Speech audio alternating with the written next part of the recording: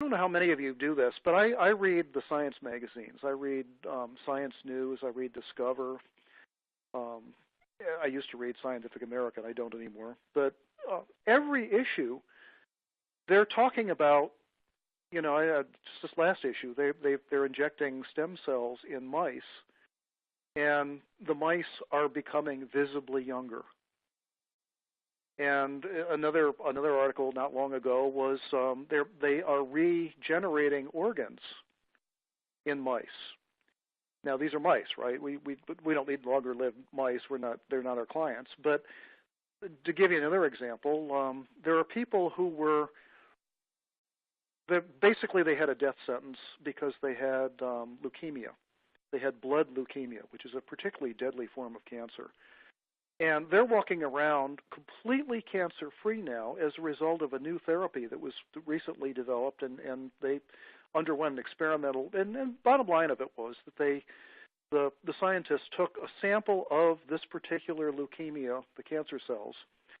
They looked for a binder site on the cell that was unusual. They created RNA deliberately to bind that would bind with this unusual receptor site on the cancer cell. They attached poison to the RNA, and they injected these people with it, and it was basically a targeted way to kill every single cancer cell in their body.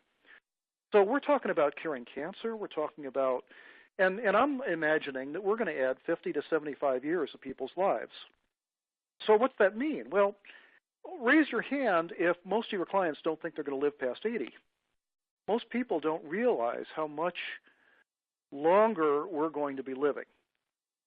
And here we got cellular regeneration, artificial organs. They're actually printing organs now, if you can imagine that. There are venture capitalists. There was an article in New Yorker about venture capitalists who are working on cures for aging altogether in Silicon Valley, and they've got ways to raise the lifespan, they think, between 50 and 70 years. And once you live 50 or 70 years more, the next iteration of cures might, I'm imagining my kids are going to live forever. So what do you've got to deal with that somehow. And I'm thinking that some of the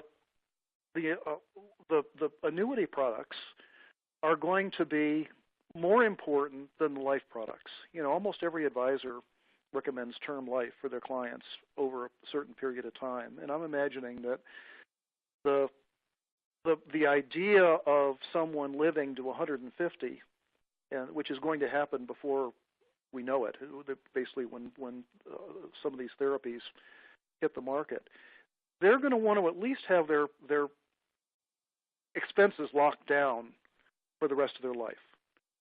And so that's essentially what the current annuity market is offering, is what I think is a guarantee against something that I think is coming. So my advice is get familiar with what the annuity market offers, and there's a certain cultural suspicion, and I understand that, and I've actually been dealing with that. But there are a number of no-load annuities out there now, and there are a number of less expensive options. And, when a client comes in, if you can lock down their anticipated expenses to make sure that they're not eating cat food and when they hit 150, then I think you've done them a favor. You've done them a benefit. And at the very least, you should talk about changing their longevity expectations. If they only think they're going to live to 80, they're probably wrong, particularly since people are